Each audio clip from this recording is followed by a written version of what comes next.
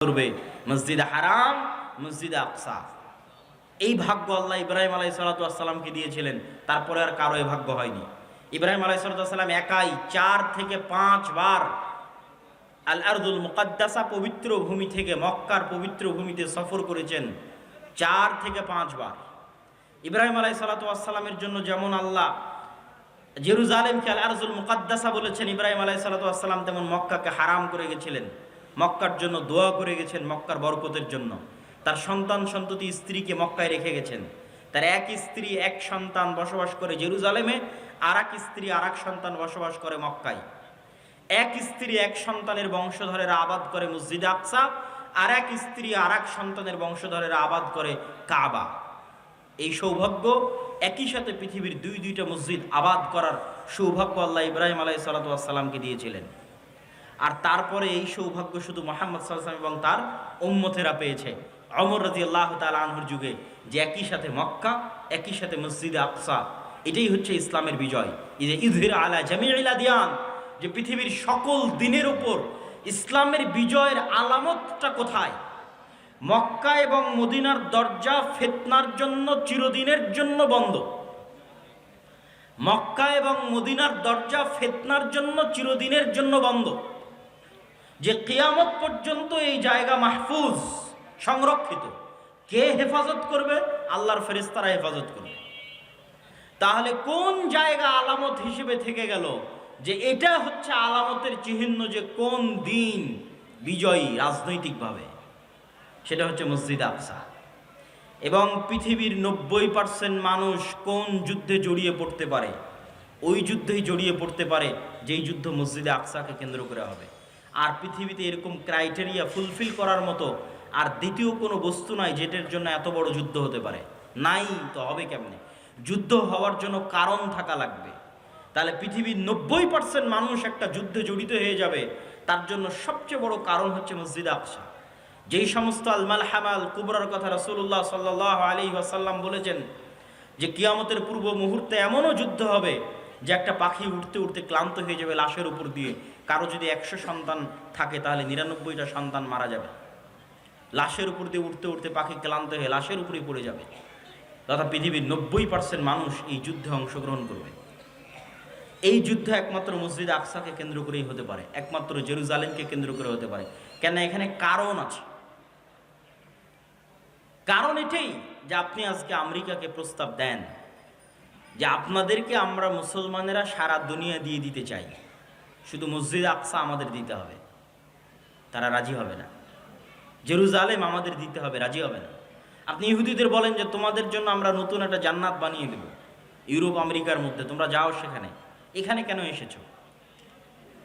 তারা এখানে এসেছে ধর্মীয় কারণে। আর আমরা সমাধান করতে যাচ্ছি পলিটিক্যাল, জাতীয়তাবাদী অথবা ধর্মনিরপেক্ষতাবাদী চেতনা দিয়ে নাকি মসজিদ আকসা উদ্ধার হবে। আর এই বিষ বাষ্প ফিলিস্তিনিদের মধ্যে ঢুকিয়ে দিয়েছে যে তোমরা জাতীয়তাবাদী চেতনায় আর ধর্মনিরপেক্ষতাবাদী চেতনায় চেষ্টা করো, তাহলে মসজিদ আকসা তোমাদের উদ্ধার হবে। বাবা, যারা মসজিদে আকসা জেরুজালেম দখল করেছে তারা জাতীয়তাবাদী চেতনাতেও দখল করেনি, ধর্মনিরপেক্ষতাবাদী চেতনাতেও দখল করেনি। তারা শুধুই শুধু সির্ফ ধর্মীয় চেতনা থেকে মসজিদে আকসা এবং জেরুজালেম দখল করেছে এবং এখনো অপেক্ষায় আছে কখন এই মসজিদে আকসা ভেঙ্গে এই মসজিদে আকসাতে ইহুদিদের জন্য সিনাগগ তৈরি করা হবে। সেই দিন এখনো আসেনি, তারা সেটার অপেক্ষা। তাদের টার্গেট হচ্ছে ওইটা। সম্মানিত উপস্থিতি, আর আমরা মুসলমানেরা সমাধান করতে চাচ্ছি এটা ধর্মনিরপেক্ষতা বাদ দিয়ে, জাতীয়তাবাদ দিয়ে। আচ্ছা, এই দীর্ঘ আলোচনার প্রথম সামারি পয়েন্ট কি? প্রথম সামারি পয়েন্ট হচ্ছে মসজিদে আকসা আপনার হাতে নাই মানে আপনি রাজনৈতিকভাবে পরাজিত। গোটা মুসলিম উম্মাহ, গোটা মুসলিম বিশ্ব রাজনৈতিকভাবে পরাজিত। মসজিদে আকসা জেরুজালেম আপনার হাতে নাই মানে আপনার উপর দিয়ে এখন আল্লাহর আযাব এবং গজব প্রবাহিত হচ্ছে। মসজিদে আকসা মুসলমানদের হাতে নাই মানে মুসলমানদের উপর দিয়ে কি প্রবাহিত হচ্ছে বলেন তো? আল্লাহর আযাব এবং গজব। যে উম্মতে মুহাম্মাদি যে এখন আযাব এবং গজবের হালতে আছে, অবস্থায় আছে, এটা বুঝবে কোথায় থেকে? দেখবে মসজিদে আকসা হাতে নাই। কেন মক্কা আর মদিনা কোনোদিন হাতছাড়া হবেই না। আমি বলেছি মক্কা মদিনার দরজা ফিতনার জন্য বন্ধ। দ্বীনে ইসলাম যখন পৃথিবীতে কোথাও থাকবে না, তখনও মদিনা এবং মক্কায় থাকবে। রাসূলুল্লাহ সাল্লাল্লাহু আলাইহি ওয়াসাল্লামের বাণী। তাহলে আপনার রাজনৈতিক বিজয়ের চিহ্ন এবং আলামত হচ্ছে মসজিদ আকসা। পুরো পৃথিবীর উপর ইসলাম এবং মুসলমানদের আধিপত্যের আলামত হচ্ছে মসজিদ আকসা। মসজিদ আকসা আপনার হাতে নাই মানে পৃথিবীতে আপনাদের আধিপত্য নাই। পৃথিবীতে আপনারা গোলামে পরিণত হয়েছেন, আমরা গোলামে পরিণত হয়েছি। পৃথিবীতে আমরা অধিকার বঞ্চিত জাতিতে পরিণত হয়েছি। আমরা আযাব এবং গজবের মধ্যে দিয়ে দিন পার করছি। তার প্রমাণ হচ্ছে মসজিদে আকসা আমাদের হাতে নাই। আল্লাহ সুবহানাহু ওয়া তাআলা রাখেননি, আমাদের আমলের কারণে, আমাদের চরিত্রের কারণে, আমাদের গুনাহের কারণে। আর আমরা এই মসজিদে আকসা ফেরত পেতে পারবো না, মিছিল আয়োজনের মাধ্যমেও ফেরত পেতে পারবো না, ফেসবুকে লেখালেখির মাধ্যমেও ফেরত পেতে পারবো না। সারা বিশ্বে কত জায়গায় মিছিল হচ্ছে তার হিসাব নাই। হার্ভার্ড ইউনিভার্সিটির ছাত্ররা মিছিল করতেছে, মুসলিম ছাত্ররা। আমি যে শহর থেকে আসলাম, ডান্ডি ইউনিভার্সিটির যারা মুসলিম সোসাইটি আছে তারাও সমাবেশ আয়োজন করেছে মসজিদে আকসার জন্য। কিন্তু প্রশ্ন এটা নয়, প্রশ্ন হচ্ছে যারা এই সমাবেশটা আয়োজন করেছে তারা কি ওই মসজিদে আকসা আবাদ করার যোগ্য? আল্লাহ কি তাদেরকে যোগ্য হিসেবে বিবেচনা করছেন? এটাই হলো প্রশ্ন। যে আপনি কি আপনার নিয়ত, আপনার ইখলাস, আপনার আমল দিয়ে মসজিদে আকসার উত্তরসূরি হওয়ার, উত্তরাধিকারী হওয়ার যোগ্য হিসেবে নিজেকে গড়ে তুলতে পেরেছেন? যে আপনার হাত দিয়ে মসজিদে আকসা বিজয় হবে। এই মসজিদ আকসা কার কার হাত দিয়ে বিজয় হয়েছে? ইউশা বিন নুনের হাত দিয়ে বিজয় হয়েছে। এই মসজিদে আকসা দাউদ আলাইহিস সালাতু ওয়াস সালামের হাত দিয়ে বিজয় হয়েছে। এই মসজিদে আকসা ওমর ইবনুল খাত্তাব রাদিয়াল্লাহু তাআলা আনহুর হাত দিয়ে বিজয় হয়েছে। এই মসজিদে আকসা সালাহুদ্দিন আল আইয়ুবির হাত দিয়ে বিজয় হয়েছে। তাদের এই বিজয়ের ঘটনাগুলো পড়েন, তাদের আমল, আখলাক, চরিত্র, আকীদা, বিশ্বাস দেখেন যে আল্লাহ সুবহানাহু ওয়া তাআলা কেন, কিভাবে তাদেরকে এই বিজয় দান করেছিলেন। আর আমরা কোন জায়গায় আছি যে আমরা ওই জায়গা থেকে বঞ্চিত এবং আল্লাহর আযাব এবং গজবের শিকার আমরা। সম্মানিত উপস্থিতি, আজকে আমরা মুসলমানেরা যে কঠিন এবং ভয়াবহ অবস্থার মুখোমুখি, এই কঠিন এবং ভয়াবহ অবস্থার চাইতেও কঠিন এবং ভয়াবহ অবস্থা মুসলমানদের ইতিপূর্বে গেছে, এর চাইতেও কঠিন আর ভয়াবহ। সেটাই আপনাদেরকে শোনানোর জন্য সংক্ষিপ্ত একটা সামারি দিই। সেই সংক্ষিপ্ত সামারি হচ্ছে, মুসলমানেরা মাত্র 200 থেকে 300 বছরের মধ্যে যত বড় বড় ঝড় মোকাবেলা করেছে, এত বড় ঝড় তারপরে এখন পর্যন্ত আর মোকাবেলা করেনি। এই ঝড়গুলো কি? 3টে ঝড় যারা মসজিদে আকসা নিয়ে চলে গেছিল। 2, মঙ্গোলীয়দের ঝড় যারা বাগদাদে লক্ষ লক্ষ মুসলমানকে জবাই করেছিল, মুসলমানদের খালিফাকে পর্যন্ত জবাই করেছিল, আব্বাসীয় খেলাফতের পতন ঘটিয়েছিল। 3, কর্ডোভা, গ্রানাডা এবং স্পেনের পতন, সুকুত আন্দালুসের পতন, স্পেন, কর্ডোভা, গ্রানাডার পতন। 3টে। এই 3টার মধ্যে এখন 2টা চলমান আছে। আপনারা শুধু মসজিদে আকসার কথা জানেন, কর্ডোভার জামে মসজিদের কথা জানেন না। আল্লাহ সুবহানাহু ওয়া তাআলা আমাদেরকে মসজিদে আকসায় যাওয়া থেকে বঞ্চিত রেখেছেন। ঠিক আমাদেরকে আল্লাহ সুবহানাহু ওয়া তাআলা, যদিও কর্ডোভার জামে মসজিদের আলাদা কোনো ফজিলত নাই, কিন্তু কর্ডোভার জামে মসজিদ যাদের টাকায় নির্মিত তারা আমাদের বাপদাদা। কথা কি আমার বুঝতে পারছেন? যেমন উমাইয়া খলিফারা মিশরের 7 বছরের রাজস্ব আয় মসজিদ আকসায় ব্যয় করেছিল, 7 বছরের রাজস্ব আয়। ঠিক তেমনি আন্দালুসের যারা খলিফা ছিল তারা বড় বড় বিজয়ের গনিমতের মাল জামে মসজিদ কর্ডোভায় ব্যয় করে দিয়েছে। জামে মসজিদ কর্ডোভা নিকট অতীতে তথা এখন কাবা এবং মদিনার যে সম্প্রসারণ হয়েছে এখন গত 20-30 বছরে, যে বিশাল সম্প্রসারণ, এই সম্প্রসারণের আগে পৃথিবীর সবচেয়ে বড় মসজিদগুলোর একটা মসজিদ, পৃথিবীর সবচেয়ে বড় মসজিদগুলোর একটা মসজিদ হচ্ছে জামে মসজিদ কর্ডোভা। আরবিতে বলা হয় কুরতুবা, যেখানে একই মসজিদে একই ফ্লোরে 70,000 অথবা তার চেয়ে বেশি মানুষ সালাত আদায় করতে পারবে একই ফ্লোরে। আর ওই মসজিদে এখন প্রবেশ করবেন, দেখবেন মসজিদ মূর্তিতে পরিপূর্ণ। মারিয়াম আলাইহা সালাতু ওয়াস সালাম এবং ঈসা আলাইহিস সালাতু ওয়াস সালামের মূর্তিতে পরিপূর্ণ মসজিদ, তথা খ্রিস্টানদের মা মেরি এবং জেসাস এবং মা মেরির মূর্তিতে পরিপূর্ণ। আর ওখানে একজন মুসলমানকেও ব্যক্তিগতভাবেও সালাত আদায় করতে দেওয়া হবে না। আপনি যদি চুল পরিমাণ আপনার অন্তরে ঈমান থাকে, আর আপনি যদি স্পেনে গিয়ে জামে মসজিদ কর্ডোভায় প্রবেশ করেন, তো আপনার চোখ দিয়ে পানি বের হবেই হবে। প্রত্যেক যে মুসলমান যার অন্তরে চুল পরিমাণ ঈমান আছে, সে যদি স্পেনে যায় এবং জামে মসজিদ কর্ডোভায় প্রবেশ করে, তাহলে তার চোখ দিয়ে পানি পড়তে বাধ্য। যে সে মসজিদের মধ্যে দাঁড়িয়ে আছে, মেম্বার আছে, ছাদ আছে, বিশাল মসজিদ, কিন্তু সে সালাত আদায় করতে পারবে না, মসজিদে আজান হয় না। শুধু একটা মসজিদ নয়, এরকম পুরো কর্ডোভায় যত গির্জা আছে, পুরো গ্রানাডায়, পুরো স্পেনে যত গির্জা আছে, প্রত্যেকটা গির্জা মসজিদ। আপনি ধোকায় পড়ে যাবেন। বাহির থেকে দেখলে আপনি ধারণা করবেন এটা মসজিদ, কেননা মিনার আছে। বাহির থেকে দেখলে বুঝবেন মসজিদ, কেননা মেহরাব আছে। এটা মসজিদই, মিনার মেহরাব আছে মানে মসজিদ। ভিতরে যেয়ে দেখবেন যে মূর্তিতে পরিপূর্ণ, আসলেই মসজিদ। কিন্তু এখন আজানও নাই, একামতও নাই, মুসলমানও নাই। অথচ ওই মসজিদগুলো যারা ওয়াকফ করেছিল আল্লাহর সন্তুষ্টির জন্য, তারা মুসলমান ছিল। ওই মসজিদগুলোতে যারা দান করেছিল মসজিদ নির্মাণের জন্য, তারা মুসলমান ছিল। এটাই আমি বলছি যে জামে মসজিদ কর্ডোভার হয়তো আলাদা কোনো ফজিলত নাই, কিন্তু জামে মসজিদ কর্ডোভার মুসলমানদের টাকাতেই নির্মিত। ওই স্পেনে এরকম শত শত মসজিদ আছে।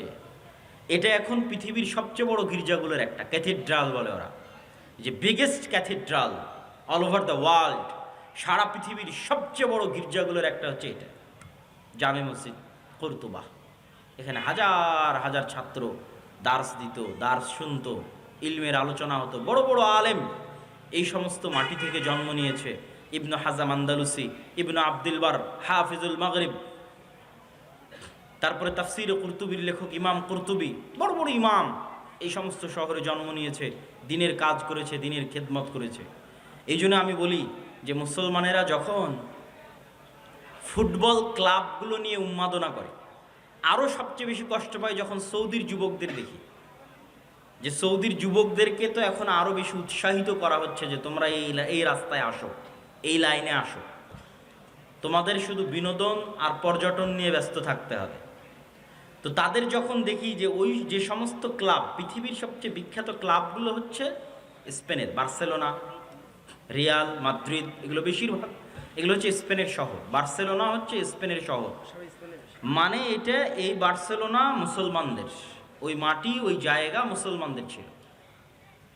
তাহলে আপনি যখন ওইটা নিয়ে উন্মাদনায় ব্যস্ত, তখন যদি আপনাকে নিয়ে গিয়ে আমি জামে মসজিদ কুরতুবার মধ্যে দাঁড় করাই, কর্ডোভার মধ্যে দাঁড় করাই, সৌদি আরবের এই সমস্ত যুবকদেরকে নিয়ে গিয়ে যদি জামে মসজিদ কর্ডোভায় দাঁড় করানো হয়, আর বলা হয় না এখন উন্মাদনা করো তোমার বার্সেলোনা নিয়ে আর রিয়াল আর মাদ্রিদ নিয়ে, কেন আল্লাহ তোমাদের কাছ থেকে মসজিদ ছিনিয়ে নিয়েছে?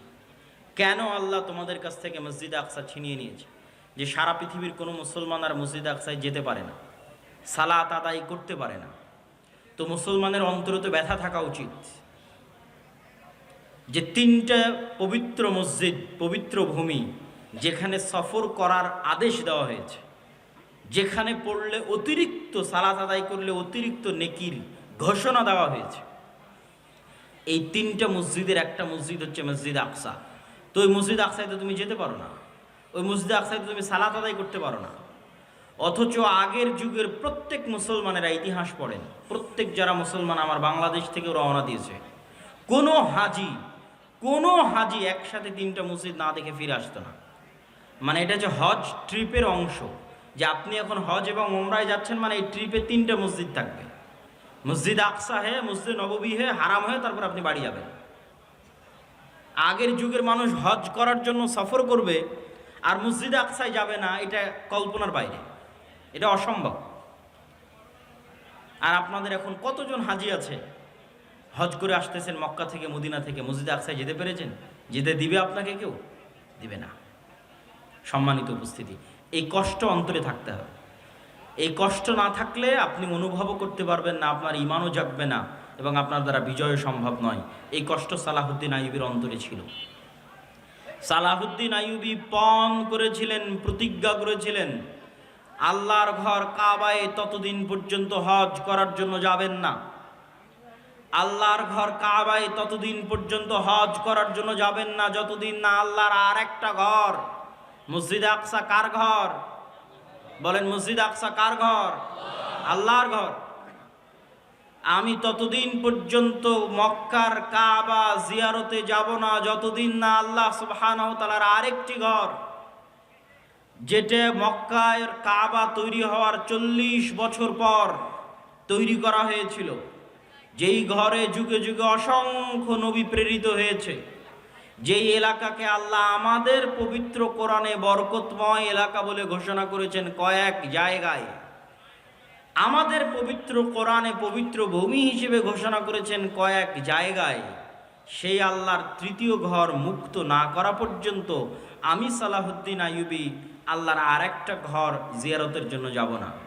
আগে আল্লাহ সুবহানাহু ওয়া তাআলার এই ঘর মুক্ত করব, তারপরে আমি আল্লাহ সুবহানাহু ওয়া তাআলার আরেক ঘর জিয়ারতের জন্য যাব। এই হিম্মত, এই চেষ্টা, এই আবেগ সালাহুদ্দিন আইয়ুবীর ছিল, এই জন্য তিনি বিজয় করতে পেরেছিলেন। তাহলে সর্বপ্রথম আমাদের অন্তরে, আমাদের সন্তানদের অন্তরে, আমাদের স্ত্রী পুত্র কন্যার অন্তরে, এমনকি ইতিহাসে লেখা আছে, এই ইতিহাসটার সত্য মিথ্যা আমার জানা নাই, তদন্ত করার সুযোগ হয়নি, যে সালাহুদ্দিন আইয়ুবী রাহিমাহুল্লাহর আব্বা তিনি বিবাহের সময় এই শর্তেই বিবাহ করেছিলেন যে এমন মেয়েকে বিবাহ করবেন যার অন্তরে মসজিদ আকসার ভালোবাসা আছে এবং যেও চায় এমন একটি সন্তান জন্ম দিতে যে মসজিদ আকসা বিজয়ের জন্য তার জীবনকে বিলিয়ে দিবে। মসজিদ আকসা বিজয় করতে পারবে না পারবে সেটা পরের কথা, কিন্তু মসজিদ আকসা বিজয়ের জন্য তার জীবনকে বিলিয়ে দিবে, শহীদ হয়ে যাবে। এই নিয়ত কোন মেয়ের আছে তাকে আমি বিবাহ করতে চাই। সম্মানিত উপস্থিতি,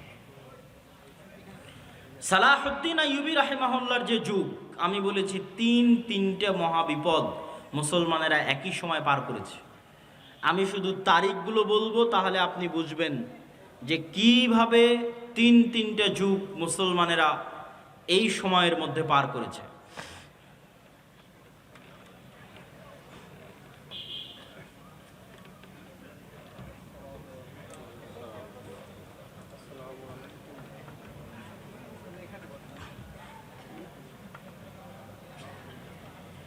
আমরা যদি 1000 খ্রিস্টাব্দ অথবা 1100 খ্রিস্টাব্দকে শুরু ধরি আর 1400 খ্রিস্টাব্দকে বা 1400 খ্রিস্টাব্দের মাঝামাঝি পর্যন্ত শেষ ধরি, তাহলে এই 300 বছর, 1100 থেকে 1400, এই 300 বছরে মুসলমানদের উপর পৃথিবীর সবচেয়ে বড় বড় কয়েকটা বিপদ গেছে। তার মধ্যে 1, মসজিদ আকসা হারিয়ে ফেলা। 2, মসজিদ আকসা কাদের হাতে মুসলমানেরা হারিয়ে ফেলেছিল? ক্রুসেডারদের হাতে। ক্রুসেডাররা এসেছিল কোথায় থেকে? ইউরোপ থেকে, ইতালি থেকে, ফ্রান্স থেকে, জার্মানি থেকে ক্রুসেডাররা এসেছিল। 2, বাগদাদের আব্বাসীয় খেলাফতের পতন কাদের হাতে হয়েছিল? মঙ্গোলীয়দের হাতে। মঙ্গোলীয়রা এসেছিল কোথায় থেকে? চায়নার পার্শ্ববর্তী দেশ মঙ্গোলীয় থেকে, যাদেরকে পৃথিবীর কোনো যুদ্ধে কেউ পরাজিত করতে পারেনি। স্রোতের মতো তারা এক এক শহর থেকে আর এক শহর বিজয় করতে করতে করতে করতে বাগদাদকে মাটির সাথে মিশিয়ে দিয়ে তারপরে তারা ক্ষান্ত হয়েছে। এবং ওই সময়ের আলেম ওলামারা লিখেছে যে এরা ইয়াজুজ মাজুজ। ওই সময়ের আলেম ওলামারা সন্দেহে পড়ে গেছিলেন যে ইয়াজুজ মাজুজ হয়তো এরাই। এইভাবে একের পর এক মুসলিম শহর এলাকা, কোথায় চায়না, এখান থেকে শুরু করলে Uzbekistan, Kyrgyzstan, Kazakhstan, Samarkand, বোখারা, Nishapur, Iran, Iraq, তারপরে ইন্ডিয়ার সাইডের কিছু অংশ, আফগানিস্তান, পাকিস্তান, এগুলো সব বিজয় করতে করতে ইরাকের রাজধানী, তৎকালীন আব্বাসীয় খেলাফতের রাজধানী বাগদাদ পর্যন্ত বিজয় করেছে। এবং তারা এতটাই নৃশংস, এতটাই পশুত্ব তাদের মধ্যে ছিল যে তারা টানা 4 দিন অথবা 5 দিন যাবৎ লক্ষ লক্ষ মুসলমানকে জবাই করেছে এবং মুসলমানদের কাটা মাথা দিয়ে মিনার তৈরি করত। তৃতীয় কোনটা? তৃতীয় হচ্ছে কর্ডোভার পতন, গ্রানাডার পতন। কর্ডোভার পতন হয়েছে 1236, ওই একই সময় স্পেনের পতন। তাহলে এই 3টে বড় ঘটনার মতো একসাথে এত বড় ঘটনা মুসলমানদের উপর আর যায়নি। এই জন্য আমি বারবার বলি যে এখন মুসলমানেরা যে বিপদ, যে আপদ, যে কষ্টের মধ্যে আছে, এর চেয়ে বেশি কঠিন, বেশি ভয়ঙ্কর বিপদ আপদ জাতিগতভাবে মুসলমানদের উপর দিয়ে পার হয়ে গেছে। তা হচ্ছে এই 200-300 বছর ক্রান্তিকাল, ইসলাম এবং মুসলমানদের ক্রান্তিকাল। তো এখান থেকে কি মুসলমানেরা বের হতে পেরেছিল? জি, এখান থেকে মুসলমানেরা বের হতে পেরেছিল। আল্লাহ বের করার রাস্তা করে দিয়েছিলেন। এক, মসজিদ আকসা আল্লাহ মুক্ত করেছেন সালাহুদ্দিন আইয়ুবীর মাধ্যমে। সালাহুদ্দিন আইয়ুবীর মাধ্যমে মসজিদে আকসা মুক্ত করার যুদ্ধ ছিল হিত্তিনের যুদ্ধ। সালাহুদ্দিন আইয়ুবী মসজিদে আকসা মুক্ত করার জন্য কয়েকটা পয়েন্টে কাজ করেছেন। এই পয়েন্টগুলো খুবই গুরুত্বপূর্ণ। তার মধ্যে 1 নম্বর পয়েন্ট হচ্ছে গোটা মুসলিম এলাকা মোনাফেকে পরিপূর্ণ হয়ে গেছিল। সব আমির ওমারারা মোনাফেক। খ্রিস্টান ক্রুসেডারদের নারী এবং টাকার কাছে বিক্রি হয়ে যেত সমস্ত আমির ওমারারা। আর সবচেয়ে বেশি শত্রুতা করত শিয়ারা। ওই সময় শিয়াদের শাসন ছিল মিশরে। ফাতিমীয়, ওবায়দীয় শিয়া খেলাফত ছিল মিশরে, যারা প্রতিষ্ঠা করেছিল জামিয়াতুল আজহার। আজকের আজহার বিশ্ববিদ্যালয় শিয়ারা প্রতিষ্ঠা করেছিল শিয়া মাযহাব প্রচার করার জন্য। তো সালাহুদ্দিন আইয়ুবী রাহিমাহুল্লাহর 2টা টার্গেট ছিল। মিশর এবং সিরিয়াকে এক করতে হবে। মিশর এবং সিরিয়া একত্রিত না হওয়া পর্যন্ত মসজিদ আকসা আমি বিজয় করতে পারবো না। মজার বিষয় হলো ওমর রাদিয়াল্লাহু তাআলা আনহুর যুগেও যখন মসজিদ আকসা বিজয় হয়, তখনও মুসলমানেরা মিশর এবং সিরিয়া একত্রিত করেছিল। মিশর এবং সিরিয়ার বিজয় শেষ করে মসজিদ আকসার বিজয় সম্পন্ন করেছিল। কেননা ভৌগোলিকভাবে আজও মসজিদে আকসা বিজয় করা কঠিন যদি সিরিয়া এবং মিশর আপনার হাতে না থাকে। ফিলিস্তিন বিজয় করা কঠিন যদি সিরিয়া এবং মিশরের মাটি আপনার হাতে না থাকে। এর অনেক ভৌগোলিক বিশ্লেষণ আছে, আমি লম্বা আলোচনায় যাব না। তার মধ্যে সবচেয়ে বড় ভৌগোলিক বিশ্লেষণ হচ্ছে ভূমধ্য সাগর। ভূমধ্য সাগরের পানি আপনি কি দিয়ে কন্ট্রোল করবেন? ক্রুসেডাররা সব আসতো ওই পানি দিয়ে, ভূমধ্য সাগর দিয়ে। বেশিরভাগ স্থলপথেও আসতো না তা নয়, কিন্তু পানি দিয়ে আসতো। ওই ভূমধ্য সাগরের তীর কন্ট্রোলে নিতে হলে আপনাকে সিরিয়া পুরো কন্ট্রোলে নিতে হবে, মিশর পুরো কন্ট্রোলে নিতে হবে, তাহলে প্রবেশ পথ বন্ধ। অন্তত সমুদ্র দিয়ে আর কেউ আসতে পারবে না। এবার মাটি আপনার দখলে, এখন শুধু মসজিদে আকসা বাকি। তো এটা ছিল সালাহুদ্দিন আইয়ুবী রাহিমাহুল্লাহর 1 নম্বর কৌশল। 2, সালাহুদ্দিন আইয়ুবী রাহিমাহুল্লাহ আকীদাগত যুদ্ধ লড়েছিলেন, আকীদার যুদ্ধ। তিনি শিয়াদের বিরুদ্ধে যুদ্ধ করতে করতে ক্লান্ত হয়ে গেছে। যত বেশি মুসলমানদের বিরুদ্ধে সালাহুদ্দিন আইয়ুবী যুদ্ধ করেছিলেন, মুসলিম শাসক এবং মুনাফিকদের বিরুদ্ধে, তত যুদ্ধ উনি ক্রুসেডারদের সাথেও লড়েননি, তত যুদ্ধ উনি এই খ্রিস্টানদের সাথেও লড়েননি। ওনার দিনই পার হয়ে গেছে, সময় বয়সে পার হয়ে গেছে শুধু মুসলমানদের সাথে যুদ্ধ করতে করতে, মুসলিম আমির ওমারাদের মুনাফিকি দূর করতে করতে। তার একটা বড় কারণ ছিল শিয়া মাযহাব। এই শিয়া মাযহাব থেকে মিশরকে মুক্ত করার জন্য আরেকটা মাদ্রাসা প্রতিষ্ঠা হলো মাদ্রাসা নিজামিয়া। নিজামুল মুলক তিনি এই মাদ্রাসা প্রতিষ্ঠা করলেন। তার নামে মাদ্রাসার নাম হলো মাদ্রাসা নিজামিয়া। যে মাদ্রাসা নিজামিয়াকে প্রতিষ্ঠা করা হয়েছিল জামিয়াতুল আজহারের মোকাবেলায়, শিয়া মাযহাবকে উৎখাত করার জন্য আরব বিশ্ব থেকে।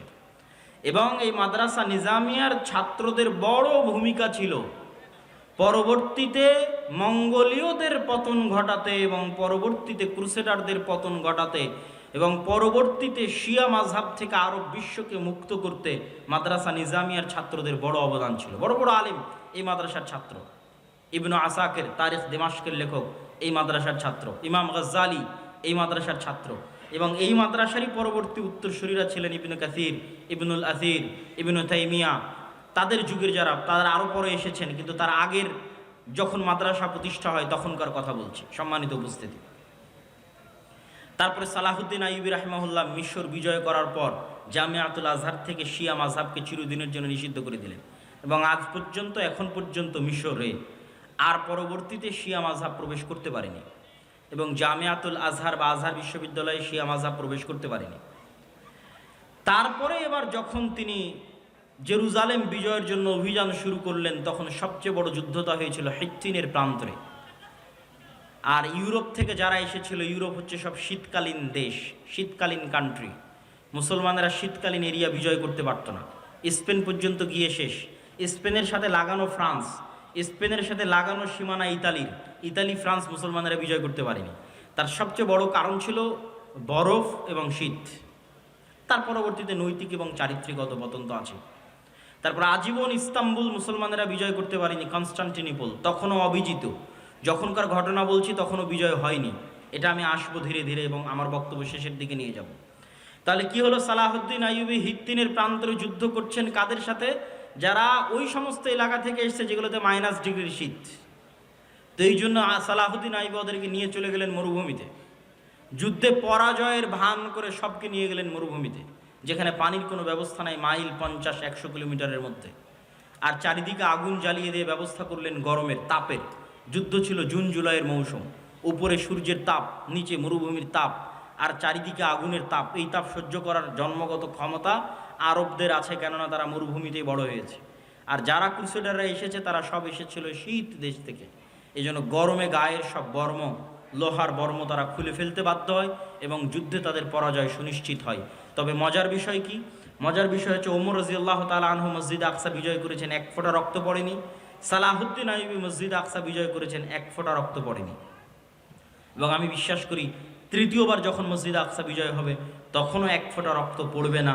এই ধারাবাহিকতা বজায় থাকবে, আল্লাহ সুবহানাহু ওয়া তাআলা সেই ব্যবস্থা করে দিবেন, এটা বিশ্বাস করি অন্তর থেকে ইনশাআল্লাহ। সম্মানিত উপস্থিতি, তাহলে একটা গেল আল্লাহ সালাহুদ্দিন আইয়ুবীর মাধ্যমে মসজিদ আকসা বিজয় করলেন। আর একটা হচ্ছে আইনে জালুতের যুদ্ধ। মঙ্গোলীয়রা বাগদাদের পতন ঘটিয়ে এগিয়ে যাচ্ছে। তিনটা মসজিদ একত্রে তাদের দখলে চলে আসবে। জেরুজালেম দখলে আসবে, মক্কায় দখলে আসবে, মদিনা দখলে আসবে। তিনটা মসজিদকে বাঁচানোর মতো ওই সময় আর কোনো শক্তিশালী শাসক ছিল না, মামলুক, মিশরের মামলুকরা ছাড়া। সালাহুদ্দিন আইয়ুবীর পরপরই 50-100 বছরের মাথায় মঙ্গোলীয়দের এই ঘটনাগুলো। তখন মামলুকদের বাদশাহ ছিল সাইফুদ্দিন কুতজ, জাহিরুদ্দিন আল বেরবাস। তাদের সাথে যুদ্ধে সর্বপ্রথম মঙ্গোলীয়রা পরাজয় ঘটে। তাহলে একদিকে জেরুজালেম উদ্ধার হলো, মঙ্গোলীয়দের পরাজয় হলো। পরবর্তীতে মঙ্গোলীয়দের কি হলো? পরবর্তীতে মঙ্গোলীয়রা নিজেরা ইসলাম গ্রহণ করে নিল। এই জন্য আজকে যত পাকিস্তান, ইন্ডিয়াতে খান দেখেন, মুসলমানেরা সব খান, এরা সব হচ্ছে মঙ্গোলীয়দের বংশধর। মঙ্গোলীয়রা পরবর্তীতে সব ইসলাম গ্রহণ করে নিয়েছিল। তার সবচেয়ে বড় কারণ ছিল মঙ্গোলীয়রা ছিল অশিক্ষিত, মূর্খ, অসভ্য। আর তারা মুসলমানদের যে সমস্ত নারী পুরুষদের ধরে নিয়ে যেত, এরা সবাই ছিল শিক্ষিত, উচ্চ মার্গের শিক্ষিত মুসলমান নারী এবং পুরুষরা। তাদের সাথে বিবাহ বন্ধনে আবদ্ধ হওয়ায় ধীরে ধীরে ধীরে ধীরে তাদের পরবর্তী জেনারেশন ইসলাম গ্রহণ করে ফেলে। আর ক্রুসেডাররা কি হলো? ক্রুসেডাররা ফিরে চলে গেল ইউরোপে এবং আজ অবধি তারা ক্রুসেড চালাচ্ছে, চলছেই ক্রুসেড। আচ্ছা, এই দুইটা সংকট কাটিয়ে উঠে মুসলমানদের কোনো অর্জন আছে? আছে। স্পেন মুসলমানেরা ফিরে পায়নি, কিন্তু স্পেনের পরিবর্তে আল্লাহ মুসলমানদেরকে এরপরই, স্পেনের পরিবর্তে আল্লাহ মুসলমানদের এই দীর্ঘদিন যাবৎ মুসলমানেরা কুস্তুনতুনিয়া বিজয় করতে পারে না। কুস্তুনতুনিয়া বিজয়ের ইতিহাস পড়ে দেখেন, কত শত শত সাহাবি, আল্লাহর তাবি, সাহাবিদের তাবি, তাবি এই কুস্তুনতুনিয়া যুদ্ধে শহীদ হয়েছে। যত চেষ্টা করেছে পারেনি। আবু আইয়ুব আল আনসারী রাদিয়াল্লাহু তাআলা আনহু এই কুস্তুনতুনিয়া বিজয় করতে এসে শহীদ হয়ে গেছে। এই কুস্তুনতুনিয়া বিজয়ের তৌফিক আল্লাহ দিলেন কখন? ক্রুসেডারদের হাতে মসজিদ আকসা হারানোর পরে, আবার মসজিদ আকসা ফিরে পাওয়ার পরে। মঙ্গোলীয়দের হাতে মুসলমানদেরকে চরম শাস্তি এবং আযাব দেওয়ানোর পরে, আবার মঙ্গোলীয়দের হাত থেকে সে আযাব এবং শাস্তি থেকে মুক্তি দেওয়ার পরে। আর স্পেনের গ্রানাডা এবং কর্ডোভার পতনের পরে মুসলমানেরা ইস্তাম্বুল বা আজকের তুরস্ক বিজয় করে, মুহাম্মদ আল ফাতেহ, এবং উসমানীয় খেলাফতের কায়েম হয়। এবং উসমানীয় খেলাফত আমলে মুসলমানদের শান শওকত, শক্তি, সামর্থ্য বহাল ছিল। আমি আগেই বলেছি মুসলমানদের রাজনৈতিক বিজয়ের চিহ্ন কি? মসজিদ আকসা আপনার হাতে আছে কিনা? উসমানীয়দের হাতে মসজিদ আকসা ছিল। তারা মসজিদে আকসায় কোনো ইহুদিকে জমি ক্রয়ের পর্যন্ত সুযোগ দেয়নি উসমানীয়রা, কেন ইহুদিদের ব্রেন ছিল খুব শার্প। তারা আগে জমি ক্রয় করে সেখানে তাদের বসতি স্থাপন করতে চাচ্ছিল উসমানীয় খেলাফতের শেষ আমলে। আজ আমরা এই বিপদে কেন? আজ আমরা এই বিপদে আছি তার সবচেয়ে মূল কারণ হচ্ছে ঔপনিবেশিক শাসন আমল, কলোনিয়াল সিস্টেম। পৃথিবীর প্রায় সব মুসলিম দেশই, দুই একটা বাদ দিয়ে প্রায় সব মুসলিম দেশই ইস্তেমার, আরবিতে বলে ইস্তেমার, বাংলায় বলে উপনিবেশ, ইংরেজিতে বলে কলোনি। প্রায় সব মুসলিম দেশই ইউরোপের কোনো না কোনো দেশের কলোনি ছিল নিকট অতীতে। এটা হচ্ছে আমাদের উসমানীয় খেলাফতের পতনকাল থেকে নিয়ে আজ পর্যন্ত এই 150, 200, 300 বছরে, মানে আমরা যে জেনারেশন এখন অবস্থান করছি, এটার লাস্ট 200 বছর বা 250 বছর পৃথিবীর কোনো না কোনো মুসলিম দেশ, কোনো না কোনো ইউরোপিয়ান কান্ট্রির কলোনি ছিল। আমরাও 1947-এর আগ পর্যন্ত ব্রিটিশের কলোনি ছিলাম। তো 1947 তো ভাই এই কয়দিন আগের কথা। অনেকের দাদাও এখনও জীবিত আছে যারা 47 দেখেছে, এখনও জীবিত আছে। তো 47 তো কালকের কথা। তো 47-এর আগ পর্যন্ত আমরা ব্রিটিশদের গোলাম ছিলাম। এরকম সারা পৃথিবীর প্রায় সব মুসলিম দেশ কোনো না কোনো ইউরোপিয়ান কান্ট্রির গোলাম ছিল। এবং এর উপর আমার লম্বা বিস্তারিত আলোচনা আমি গতকাল করেছি। এই গোলামির নিজাম থেকে ওই ব্রিটিশরা যেমন পুরো ভারতকে 3 ভাগে ভাগ করে দিল, বাংলাদেশ, পাকিস্তান এবং ইন্ডিয়া, ঠিক ওই ব্রিটিশরা যখন তাদের আরবে কলোনি ছিল তখন তারা আরবকে এমনভাবে ভেঙে চূর্ণ বিচূর্ণ করে দিল। কাতার নামে পৃথিবীতে কোনো দেশই ছিল না, আরব আমিরাত নামে পৃথিবীতে কোনো দেশই ছিল না, জর্ডান নামে পৃথিবীতে কোনো দেশই ছিল না, ইসরায়েল নামে পৃথিবীতে কোনো দেশই ছিল না, লেবানন নামে পৃথিবীতে কোনো দেশই ছিল না। ঠিক তেমনি বাংলাদেশ বা পাকিস্তান নামে পৃথিবীতে কোনো দেশ ছিল না। এগুলো সব ওই যে ইস্তেমার, কলোনিয়াল সিস্টেম। ওরা যখন এই দেশগুলো ছেড়ে গেছে তখন ডিভাইড অ্যান্ড রুল, ভাগ করে গেছে, নতুন দেশ তৈরি করে গেছে। তো ওই শাম, সিরিয়াকে জর্ডানে ভাগ করেছে, লেবাননে ভাগ করেছে, একটু দিয়েছে জর্ডান, একটু দিয়েছে লেবানন, একটু দিয়েছে কাতার, একটু দিয়েছে আরব আমিরাত, একটু দিয়েছে বাহরাইন, একটু একটু করে দিয়ে ওর মধ্যে থেকে ইসরায়েল বের করেছে। ওর মধ্যে থেকে অল্প একটু জায়গা বের করেছে ইসরায়েলের জন্য। অনেক দীর্ঘদিনের সুপরিকল্পনার ফসল এবং মুসলমানদের অধপতনের ফসল, মুসলমানদের উপর আল্লাহর আযাব এবং গজবের যে আলামত সেটার প্রমাণ। আর এই আযাব এবং গজব থেকে উদ্ধার হওয়া সম্ভব নয় আমল এবং ইমানে পরিবর্তন ছাড়া। আমল এবং ইমানে পরিবর্তন ছাড়া সম্ভব নয়। আমি আপনাকে চ্যালেঞ্জ দিয়ে বলতে পারি, যেই ইহুদিরা ইসরায়েলে আছে তারা তাদের ধর্ম পালনে, আপনারা আপনাদের ধর্ম পালনে যতটুকু অ্যাক্টিভ তার চেয়ে বেশি অ্যাক্টিভ। কথা মনে হয় আমার বুঝতে পারেননি। আপনাদের কতজনের মুখে দাঁড়িয়ে আছে আর ইহুদি একটা পল্লী মহল্লায় গিয়ে দেখবেন ওদের কতজনের মুখে দাঁড়িয়ে আছে। ইহুদিরা সারা পৃথিবীর মানুষকে চায় যে তারা খারাপ থাকুক, কিন্তু তারা নিজেরা ভালো থাকবে। সারা পৃথিবীর মানুষ মদ খেলে, জুয়া খেললে তাদেরকে গোলাম বানানো সহজ, কিন্তু তাদের সন্তানেরা যদি জুয়া খেলে, মদ খায়, তাহলে তারা পৃথিবী শাসন করতে পারবে না। এই জন্য এটা তাদের এজেন্ডা যে তাদের সন্তানেরা মদ, জুয়া, ফ্রি ফায়ার, পাবজি খেলবে না, কিন্তু তারা পৃথিবীতে এমন সিস্টেম তৈরি করবে যে মুসলমানের সন্তান জন্ম হওয়ার পর থেকে মদ, জুয়া, আড্ডা, গাঞ্জা, ফ্রি ফায়ার, পাবজি নিয়ে পড়ে থাকবে। তাহলে এরা হবে কি, এদের অবস্থা হবে গরু ছাগলের মতো। কেননা যে নেশাখোর, যে জুয়াখোর, সে গরু ছাগল। তার পৃথিবীতে কেন, বাড়ি, দেশে কেন, এলাকায় কেন, বাড়িতে পর্যন্ত শাসন ক্ষমতা কায়েম করতে পারবে না। একটা জুয়াখোর, একটা মদখোর কি বাড়িতে শাসন চালাতে পারবে? পারবে না। তো যে জুয়াখোর, মদখোর বাড়িতে শাসন চালাতে পারবে না, ও কোশ্চিন কালো মসজিদে আকসা বিজয় করতে পারবে না। যে ফ্রি ফায়ার, পাবজিতে ব্যস্ত আছে, ও বাড়ি চালাতে পারবে না, তো মসজিদে আকসা কেমন বিজয় করবে? তো কিন্তু ইহুদিরা তাদের সন্তানকে জন্মের পর থেকে বলবে পড়ো, পড়ো, পড়ো, পড়ো, জ্ঞান অর্জন করো, বড় হও, পৃথিবী শাসন করতে হবে, অস্ত্র বানাও, জ্ঞান বিজ্ঞান নিয়ে ব্যস্ত থাকো, আর গোটা আরব বিশ্বকে ব্যস্ত রাখো পর্যটন আর বিনোদনে, দুবাই আর কাতারকে ব্যস্ত রাখো ফুটবল বিশ্বকাপে। আর ফুটবল বিশ্বকাপ আয়োজন করা আর এগুলো খেলাধুলা নিয়ে পড়ে থাকা যদি খুবই ভালো হতো, তাহলে ইসরায়েলই আগে থাকতো। কথা বুঝতে পেরেছেন? ইসরায়েল কিসে সবার আগে? অস্ত্র বানাও, অস্ত্র কিনো, এটাতে সবার আগে, জ্ঞান বিজ্ঞানে সবার আগে। আর ওর পাশের যে মুসলিম দেশগুলো আছে, ওরা কিসে আগে? ওরা হচ্ছে পর্যটনের জন্য বানাও, বিনোদনের জন্য বানাও, টাকা অঢেল, কিন্তু সব খরচ করছে পর্যটন বিনোদনে। এই জন্য আল্লাহর গজব আরো কন্টিনিউ হচ্ছে, আরো দীর্ঘস্থায়ী হচ্ছে। এই গজব থেকে মুসলমানদের বের হতে হলে দ্বীনে ফিরে আসতে হবে। মুসলমানদের সবচেয়ে বড় শক্তির জায়গা হচ্ছে তাদের দ্বীন, তাদের আকীদা, তাদের বিশ্বাস।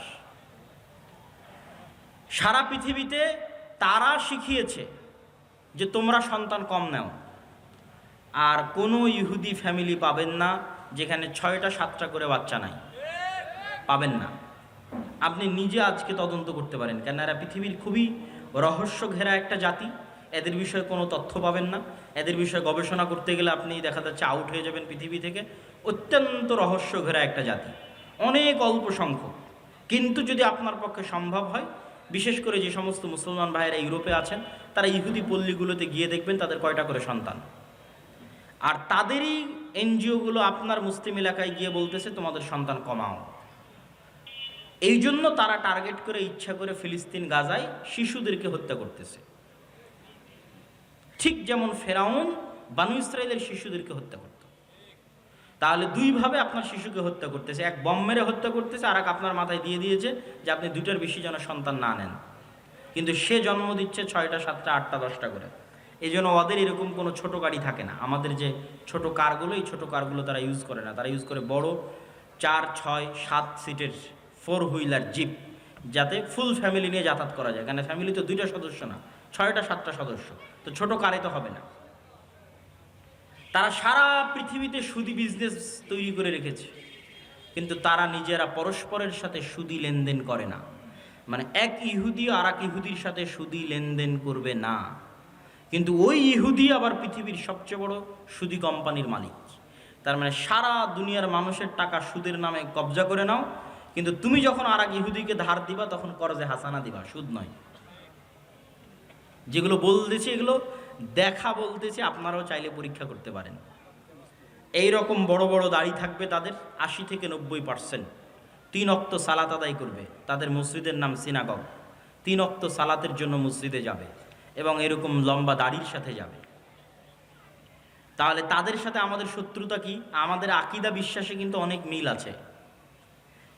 খ্রিস্টানেরাও অপেক্ষায় আছে একজন মাসিহ আসবে, ইহুদিরা অপেক্ষায় আছে একজন মাসিহ আসবে, আমরাও অপেক্ষায় আছে একজন মাসিহ আসবে। তাহলে আকীদায় মিল হলো না ভাই? আকীদায় মিল আছে। আর মাসিহ তো আসবেই, ঈসা মাসিহ। কিন্তু কার জন্য উদ্ধারকারী হয়ে আসবেন সেটাই হলো প্রশ্ন। খ্রিস্টানদের জন্য উদ্ধারকারী হয়ে আসবেন, না মুসলমানদের জন্য উদ্ধারকারী হয়ে আসবেন, না ইহুদিদের জন্য উদ্ধারকারী হয়ে আসবেন? কোরআন এবং হাদিস বলছে মাসিহ আসবে 2টা, একটা মাসিহ আদ-দাজ্জাল আর একটা ঈসা মাসিহ। মাসিহ আদ-দাজ্জাল হবে ইহুদিদের উদ্ধারকারী, আর ঈসা আলাইহিস সালাতু ওয়াস সালাম হবেন মুসলমানদের উদ্ধারকারী। সম্মানিত উপস্থিতি, এরকম আকীদা বিশ্বাসে আরও মিল আছে। তারাও এক, পৃথিবীতে এক আল্লাহর ইবাদত করে, মানে আল্লাহর একত্ববাদে বিশ্বাস করে সামান্যতম হলেও। তাদের মধ্যেও শিরক আছে, কিন্তু যেমন আমাদের ব্রেলভী ভাইয়েরা যেমন তাদের মধ্যে শিরক থাকলেও তারা এক আল্লাহ বিশ্বাস করে, এরকম এক আল্লাহ বিশ্বাস করে। দিনের মধ্যে একটা দিন হচ্ছে ইহুদি দিন। ইহুদিরা খ্রিস্টানদের মতো তৃত্ববাদে বিশ্বাস করে না। খ্রিস্টানরা কিন্তু 3টে দিনে বিশ্বাস করে, 3টে রব বা খোদায় বিশ্বাস করে, তারা একটাই বিশ্বাস করে। মুসলমানেরাও একটাই বিশ্বাস করে। তাহলে শত্রুতা কোথায়? শত্রুতা আমাদের পক্ষ থেকে নয়। মুসলমানেরা কোনো দিনই জাতিগতভাবে ইহুদিদের সাথে শত্রুতা করে। তাআলা আনহুকে খ্রিস্টান পাদ্রীরা জোর করে লিখিয়েছে চুক্তির মধ্যে, যে আপনি লেখেন চুক্তিতে যে জেরুজালেমে আপনি কোনো ইহুদিকে বসবাস করতে দিবেন না। ওমর রাদিয়াল্লাহু তাআলা নিজে থেকে বলেইনি কখনো। ওমর রাদিয়াল্লাহু তাআলা বরং তাদের সাথে এটা বলে রেখেছে যে তোমরা যত কড়া করে বলতেছে, এত কড়া করে তো করা ঠিক হবে না। তারা চাচ্ছিল, পাদ্রীরা চাচ্ছিল যে কোনো ইহুদি যেন আসতেই না পারে, এবং তারা আসতে দিত না। ঈসা আলাইহিস সালাতু ওয়াস সালামের মৃত্যুর পর থেকে নিয়ে ওমর রাদিয়াল্লাহু তাআলার মসজিদ আকসা বিজয়ের আগ পর্যন্ত খ্রিস্টানরা কোনো ইহুদিকে জেরুজালেমে প্রবেশ করতে দিত না। তো ওমর রাদিয়াল্লাহু তাআলা বলছে এত বড় অমানবিক আইন আমি কিভাবে বাস্তবায়ন করতে পারি? তখন খ্রিস্টানরা বলল ঠিক আছে, আপনি যদি এত বড় আইনকে অমানবিক বলেন, তাহলে এতটুকু অন্তত আমাদের কনফার্মেশন দেন যে আপনি এই জেরুজালেমে ইহুদিদের স্থায়ী বসবাস করতে দিবেন না। আসুক, এসে মসজিদ আকসা দেখে ঘুরে চলে যাক, তাদের পবিত্র জায়গা যেগুলো আছে সেগুলো দেখে ফেরত চলে যাক। ওমর রাদিয়াল্লাহু বললেন ঠিক আছে। ইহুদিদের সাথে জাতিগত বিদ্বেষ কখনই মুসলমানেরা করে। ইহুদি লেখকরা লিখে গেছে যে তাদের যে পুরো জাতির হিস্ট্রি, এই হিস্ট্রির মধ্যে তাদের সবচেয়ে স্বর্ণযুগ ছিল স্পেন।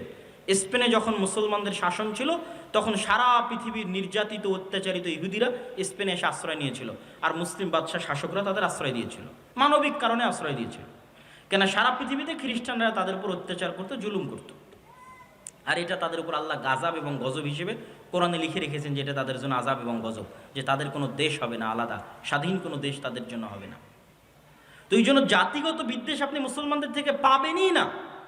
তাহলে সমস্যা তাদের পক্ষ থেকে, তাদের অন্তরে এটা চরম আকারে সুপারিয়রিটি, পৃথিবীর সবচেয়ে ভয়ঙ্কর দুইটা জাতি সুপারিয়রিটিতে বিশ্বাস করে, একটা হিন্দুদের মধ্যে ব্রাহ্মণ আর একটা হচ্ছে ইহুদি। এরা চরম আকারের সুপারিয়রিটিতে বিশ্বাস করে যে আমরা ডাইরেক্ট খোদার সন্তান, নাউজুবিল্লাহ, আল্লাহর সন্তান। ব্রাহ্মণেরা বিশ্বাস করে আমরা আল্লাহর মাথা থেকে তৈরি হয়েছে, ওরা বিশ্বাস করে আমরা আল্লাহর সন্তান। পৃথিবীতে আমরা বাদের যারা আছে সব আমাদের গোলাম, সবার বউ আমাদের জন্য হালাল, সবার ছেলে মেয়েকে জবাই করাও আমাদের জন্য হালাল, এতে আমাদের কোনো গুনাহ হবে না। কত রকমের এক্সট্রিম লেভেলের সুপারিয়রিটিতে তারা বিশ্বাস করে। এই সুপারিয়রিটির জায়গায় সবচেয়ে বড় আঘাত, সবচেয়ে বড় ধাক্কা দিয়েছে মুহাম্মদ সাল্লাল্লাহু আলাইহি ওয়াসাল্লাম। কি জন্য? তাদের এই সুপারিয়রিটির দাবির ভিত্তি হচ্ছে তারা ইব্রাহিমের সন্তান, ইসহাকের বংশধর, এটাই দাবির ভিত্তি। তো মুহাম্মদ সাল্লাল্লাহু আলাইহি ওয়াসাল্লাম এসে দাবি করলেন আমি ইব্রাহিমের আর এক সন্তান ইসমাইলের বংশধর। এই জায়গায় হলো বংশগত দিক থেকে সবচেয়ে বড় অ্যাটাক, যে আমরা যেই রক্তের হওয়ার কারণে ফাখর করি, অহংকার করি, গর্ব করি, আল্লাহ শেষ নবী আমাদের বাইরে ওই রক্তের মধ্যে ইব্রাহিমের আর এক সন্তান ইসমাইলের মধ্যে দিয়ে দিলেন, ইসমাইল আলাইহিস সালাতু ওয়াস সালামের মধ্যে। তাহলে তাদের সুপারিয়রিটিতে সবচেয়ে বড় আঘাত হানলেন কে? মুহাম্মদ সাল্লাল্লাহু আলাইহি ওয়াসাল্লাম। যে তোমাদের সুপারিয়রিটি এখন থেকে শেষ, তোমাদের বানু ইসরাইলের জন্য আল্লাহর যা রহমত বরকতের ঘোষণা ছিল সব টোটালি অফ। এখন রহমত এবং বরকত যা হবে সব উম্মতে মুহাম্মাদির জন্য। ইব্রাহিম আলাইহিস সালাতু ওয়াস সালামের সন্তান ইসমাইল, এবং আল্লাহ নবী দোয়া করলেন আল্লাহুম্মা সাল্লি আলা মুহাম্মাদ ওয়া আলা আলি মুহাম্মাদ কামা সাল্লাইতা আলা ইব্রাহিম ওয়া আলা আলি ইব্রাহিম। হে আল্লাহ, মুহাম্মদ সাল্লাল্লাহু আলাইহি ওয়াসাল্লাম এবং তার পরিবারের উপর ওই রকম রহমত বরকত নাজিল করুন যেমন ইব্রাহিমের পরিবারের উপর নাজিল করেছিলেন। আল্লাহুম্মা আমিন। আমরা দরুদে সেটা পড়ি সব সময়। তাহলে তাদের সুপারিয়রিটিতে সবচেয়ে বড় আঘাত দিলেন মুহাম্মদ সাল্লাল্লাহু আলাইহি ওয়াসাল্লাম। এই জন্য মুহাম্মদ সাল্লাল্লাহু আলাইহি ওয়াসাল্লামকে এইভাবে হত্যার চেষ্টা মক্কার কুরাইশরাও করেনি যেভাবে তারা করেছে, কেন এটা তাদের ইগোতে আঘাত করেছে। আজও তারা বানু ইসমাইলের সন্তানদেরকে হত্যা করতেছে এই একটা কারণেই, যে তাদের সুপারিয়রিটির জন্য সবচেয়ে বড় চ্যালেঞ্জ হচ্ছে ইসলাম এবং মুসলমানরা। কেন তারা যে মিল্লাতে ইব্রাহিমের দাবি করে, ওই মিল্লাতে ইব্রাহিমের যোগ্য এবং সত্য দাবিদার, যোগ্য এবং সত্য উত্তরসূরি হচ্ছে মুহাম্মদ সাল্লাল্লাহু আলাইহি ওয়াসাল্লাম এবং তার অনুসারীরা। এবং তাদের ধর্মগ্রন্থে লেখা আছে যে ইব্রাহিম আলাইহিস সালাতু ওয়াস সালামের আর এক স্ত্রী হাজেরা এবং হাজেরার সন্তান ইসমাইলকে মক্কায় রেখে আসা হয়েছে। তাদের ধর্মগ্রন্থে লেখা আছে তোমাদের ভাইদের মধ্যে আল্লাহ শেষ নবী পাঠাবে। ওরা মনে করে আছে আমাদের ভাইদের মধ্যে মানে ইব্রাহিম আলাইহিস সালামের দুই সন্তানও তো পরস্পরে ভাই, ভাই না ভাই না? ইসহাক এবং ইসমাইল পরস্পরে ভাই না ভাই না? ভাই। তারা মনে করে আছে যে ইয়াকুব আলাইহিস সালামের 12 সন্তান, আমরা পরস্পরে ভাই, আমাদের মধ্যে থেকে আল্লাহ শেষ নবী পাঠাবেন, এই অপেক্ষায় তারা আছে। কিন্তু আল্লাহ সুবহানাহু ওয়া তাআলা তাদের ভাইদের মধ্যেই শেষ নবী পাঠিয়েছেন, সেটা তাদের আদি ভাই ইয়াকুবের পিতা ইসহাক আলাইহিস সালাতু ওয়াস সালামের রক্তের ভাই ইসমাইল আলাইহিস সালাতু ওয়াস সালামের বংশে আল্লাহ সুবহানাহু ওয়া তাআলা শেষ নবী পাঠিয়েছে। সম্মানিত উপস্থিতি, এই হিংসার কারণে, এই বিদ্বেষের কারণে তারা মুসলমান এবং ইসলামদেরকে সমূলে ধ্বংস করে দিতে চায়। কেন তারা জানে তাদের পতন যদি কারো হাতে হয় মুসলমানদের হাতেই হবে। এটাই হলো সমস্যা। যেমন ফেরাউন জানতো তার পতন যদি কারো হাতে হয় বানু ইসরাইলের হাতে হবে, তারাও জানে আমাদের পতন যদি কোনোদিন কারো হাতে হয় তাহলে মুসলমানদের হাতে হবে। সম্মানিত উপস্থিতি, আমি আমার এই দীর্ঘ ঐতিহাসিক বিশ্লেষণ থেকে আপনাদের কাছে এতটুকুই আহ্বান জানাবো, দিনে ফিরে আসা ছাড়া। আপনি তাদের সাথে মোকাবেলা করবেন অথচ আপনার মধ্যে দিন নাই, তাহলে কি দিয়ে মোকাবেলা করবেন? সে তো দিনের কারণেই এটা জয় করতে এসেছে, দিনের কারণে এখানে শাসন প্রতিষ্ঠা করতে এসেছে, দিনের কারণে আপনাকে হত্যা করছে। আর আপনি দিন ছেড়ে দিয়ে তার উপর দিয়ে বিজয় লাভ করতে চাচ্ছেন, এটা ইম্পসিবল, অসম্ভব। একদল মানুষ যদি দিন পালন করে আল্লাহর উপর ভরসা করে বের হয়ে আসে, তাহলে তাদের হাতে আল্লাহ সুবহানাহু ওয়া তাআলা মসজিদে আকসা বিজয় দিবেন, এটা আল্লাহর ওয়াদা। আমরা এখন পারছি না কেন? আমরা এখন গজবের অবস্থায় আছি, আযাবের অবস্থায় আছি। আল্লাহ তাদেরকে দিয়ে আমাদের উপর শাস্তি দিচ্ছে, যেমন ফেরাউনকে দিয়ে তাদেরকে শাস্তি দিয়েছিল, তাদেরকে আযাব এবং গজবের মধ্যে আল্লাহ সুবহানাহু ওয়া তাআলা নিক্ষেপ করেছিলেন। ঠিক এই যুগের ফেরাউন হচ্ছে তারা। আমরা আযাব এবং গজবের মধ্যে আছি, এবং এখান থেকে উদ্ধার পেতে হলে ঈমান এবং আমল লাগবে, স্বাধীন চেতা বিশ্বাসী লাগবে, গোলামি বিশ্বাস চলবে না। আমি বলেছি আমাদের সবচেয়ে বড় সমস্যা গোলামির বিশ্বাস। মুসা আলাইহিস সালাম যদি বানু ইসরাইলের ঘর বাড়িতেই লুকিয়ে লুকিয়ে মানুষ হতেন, উনি জীবনে কোনোদিন ওই ফেরাউনের বংশের কিবতীকে এক থাপ্পড়ে হত্যা করতেন না। কেননা বানু ইসরাইলের সাথে পালিয়ে পালিয়ে মানুষ হতে হতে অন্তর ছোট হয়ে যেত। কথা আমার বুঝতে পারছেন? তো মুসা আলাইহিস সালামকে আল্লাহ মানুষ করলেন ফেরাউনের ঘরে। তো ফেরাউনের ঘরে উনি স্বাধীন চেতা হয়ে মানুষ হয়েছে, যে একটা মানুষের পূর্ণ অধিকার সুযোগ সুবিধা কি হওয়া উচিত। ওই অবস্থায় বড় হয়ে যখন দেখছে তার বংশের মানুষকে আর একজন মারছে, তখন দিয়েছে এক থাপ্পড়ে মরে গেছে। তো এক থাপ্পড় দেওয়ার জাজবা কোথায় থেকে আসলো? গোলামি মুক্ত অবস্থায় বড় হয়েছেন, এই জন্য আল্লাহ তাকে গোলামি মুক্ত অবস্থায় ফেরাউনের বাড়িতে, ফেরাউনের ঘরে বড় করেছে। আর আমরা জীবনযাপন করছি 200-250 বছর থেকে গোলামির অবস্থায়, এখনও গোলামির অবস্থায়। স্বাধীন চেতা মনোভাব আমাদের মধ্যে নাই। আমাদের চাল চরিত্র বিকৃত হয়ে গেছে, স্বভাব চরিত্র বিকৃত হয়ে গেছে। এই জন্য আমাদেরকে আমাদের দিনে ফিরে আসতে হবে, স্বাধীন চেতা মনোভাবী হতে হবে। মা এবং বোনদেরকে নিয়ত রাখতে হবে যে তারা পুত পবিত্র অবস্থায় সন্তান জন্ম দিবে আল্লাহ সুবহানাহু ওয়া তাআলার সন্তুষ্টির জন্য, আল্লাহর দ্বীনের জন্য। কখনো বেহায়াইপনা দিয়ে পুরুষ জন্ম দেওয়া সম্ভব নয়। বেহায়াই বেলেল্লাপনা দিয়ে মুজাহিদ পুরুষ জন্ম দেওয়া সম্ভব নয়। বেহায়াইর মধ্যে মেয়েলি পুরুষ জন্ম নিতে পারে। কথা আমার বুঝতে পারছেন? যখন একটা সমাজে পরিপূর্ণরূপে বেহায়াই ছড়িয়ে পড়ে, তখন ওই সমাজের পুরুষরা কি হয়ে যায়? মেয়েলি পুরুষ হয়ে যায়। আমাদের সমাজে যদি বেহায়াপনা বেলেল্লাপনা বেশি ছড়িয়ে পড়ে, তাহলে আমাদের মধ্যে আর পুরুষের রক্তই নাই, সব মেয়েলি পুরুষ হয়ে গেছে। এদের দিয়ে কোনোদিন জেহাদও হবে না, এদের দিয়ে মসজিদে আকসাও বিজয় হবে না। তাহলে পুরুষ জন্ম দিতে হবে। পুরুষকে জন্ম দিতে পারবে পুত পবিত্র বেহায়াপনা বেলেল্লাপনা মুক্ত অবস্থায় যে থাকবে, সে পুরুষ সিংহ, বাঘ, বীর সিংহ সালাহুদ্দিন আইয়ুবী, তারেক বিন জিয়াদের মতো সন্তান জন্ম দিতে পারবে, স্বাধীন চেতা সন্তান জন্ম দিতে পারবে, মেয়েলি পুরুষ নয়। এই জন্য পর্দার গুরুত্ব আছে ইসলামে। সম্মানিত উপস্থিতি, বক্তব্য আলোচনা করতে গেলে আরও দীর্ঘায়িত হয়ে যাবে। আমরা আজকে যে উদ্দেশ্যে এখানে একত্রিত হয়েছি সেটা হচ্ছে দাওয়া ইলাল্লাহর পক্ষ থেকে মসজিদ ভিত্তিক দিন শিক্ষা কার্যক্রম। আমরা 4টে জেলার 126টা মসজিদ সফর করেছি, আপনার এলাকাতেও এসেছি।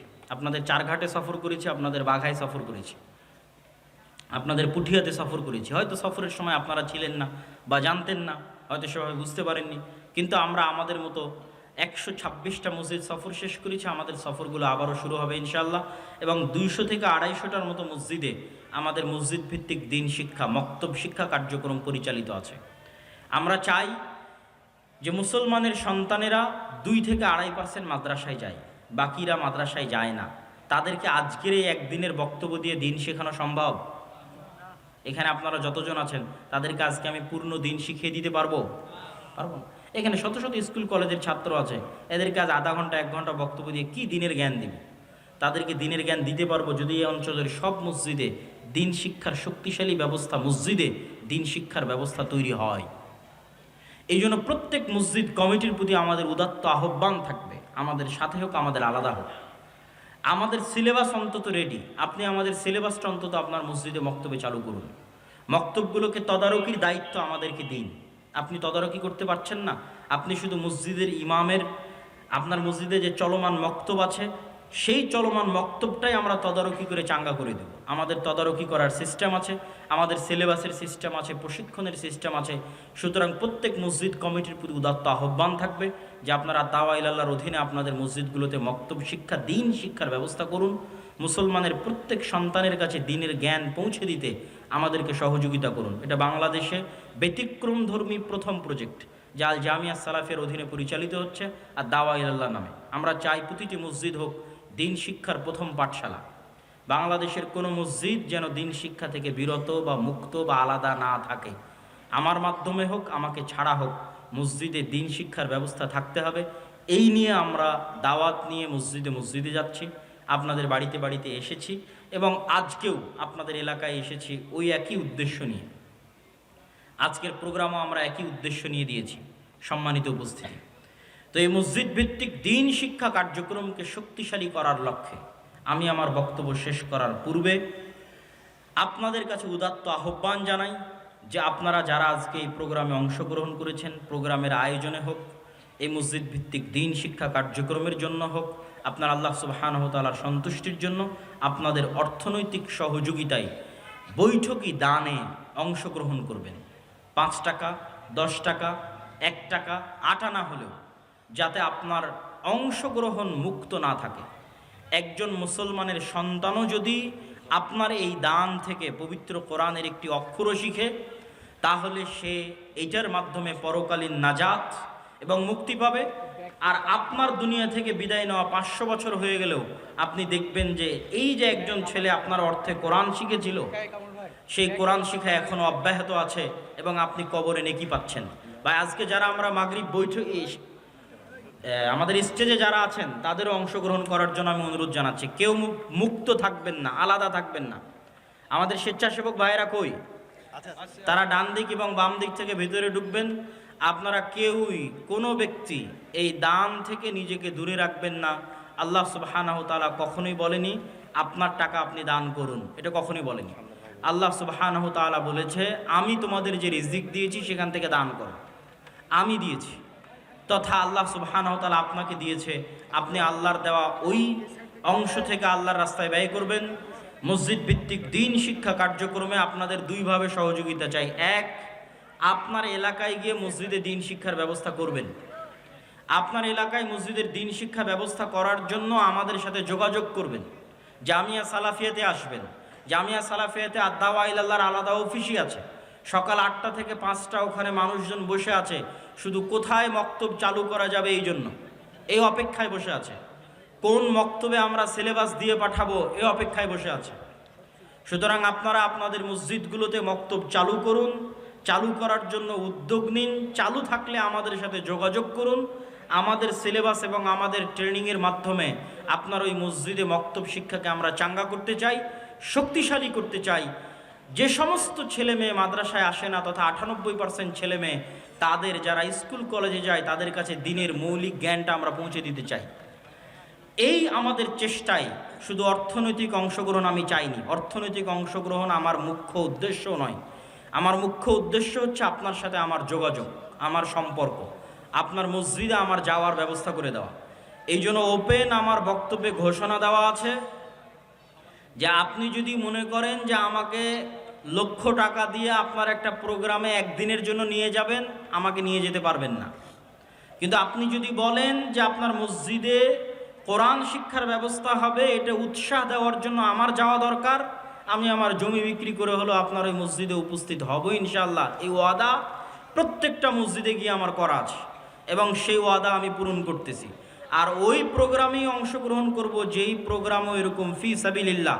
আজকের প্রোগ্রামে যেমন আমরা ফি সাবিলিল্লাহ এসেছি আল্লাহ সুবহানাহু ওয়া তাআলার সন্তুষ্টির জন্য, মসজিদ ভিত্তিক দিন শিক্ষা কার্যক্রমের সচেতনতা তৈরির লক্ষ্যে, এটাকে আরও শক্তিশালী মজবুত করার লক্ষ্যে এসেছি। এই ধারাবাহিকতা আমাদের সামনে আরও বজায় থাকবে এবং অব্যাহত থাকবে। আপনারা দোয়া করবেন যেন আল্লাহ সুবহানাহু ওয়া তাআলা এই উদ্যোগকে কবুল করে। সবাই বলে আল্লাহুম্মা আমিন। কেননা আল্লাহ সুবহানাহু ওয়া তাআলা কবুল না করলে এটা আমাদের জন্য করা কঠিন হয়ে যাবে, আমরা এটাতে সফল হতে পারবো না। কিন্তু আল্লাহ সুবহানাহু ওয়া তাআলা যদি কবুল করে তিনি আমাদের জন্য রাস্তা সহজ করে দিবে।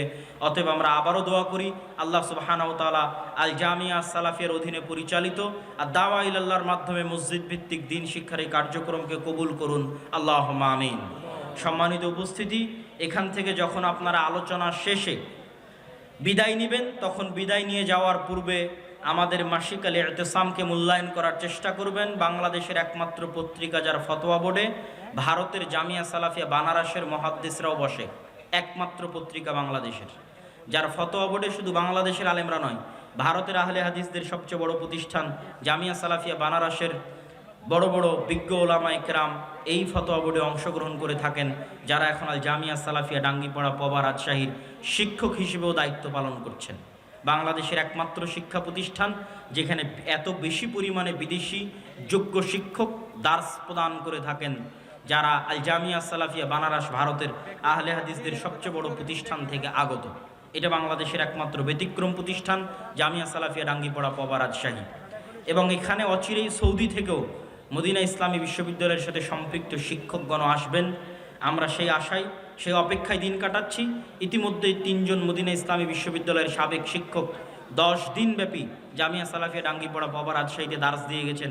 এই ধারাবাহিকতা সামনে অব্যাহত থাকবে ইনশাআল্লাহ। পাশাপাশি আমাদের যে বইগুলো আছে এবং আপনাদের শ্রদ্ধেয় শেখ আব্দুর রাজ্জাক বিন ইউসুফ হাফিজাহুল্লাহর যে বইগুলো আছে সে বইগুলো মূল্যায়ন করার চেষ্টা করবেন। মিন্নাতুল বারি, আমরা হাদিস মানতে বাধ্য, আইনে রাসূল দোয়া অধ্যায়, উপদেশ, কে বড় ক্ষতিগ্রস্ত, কে বড় লাভবান, আদর্শ পরিবার।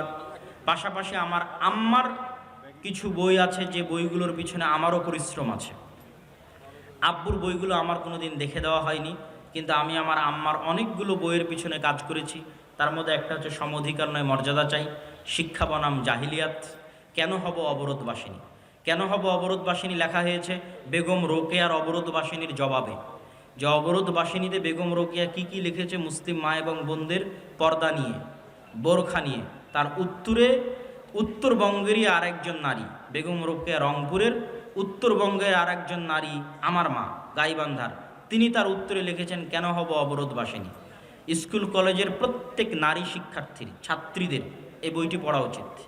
পাশাপাশি শিক্ষা বনাম জাহিলিয়াত, আমাদের স্কুলের চলমান সিলেবাসের বইগুলোতে কি ধরনের গল্প দেওয়া আছে, এই গল্পগুলো আমাদের ছেলে মেয়েদের ব্রেনে কি ধরনের ভুল বিশ্বাস এবং আকিদা ঢুকিয়ে দিচ্ছে এবং তাদের চারিত্রিক পদস্খলন ঘটাচ্ছে, তার বিস্তারিত ধারাবাহিক বিবরণ আছে।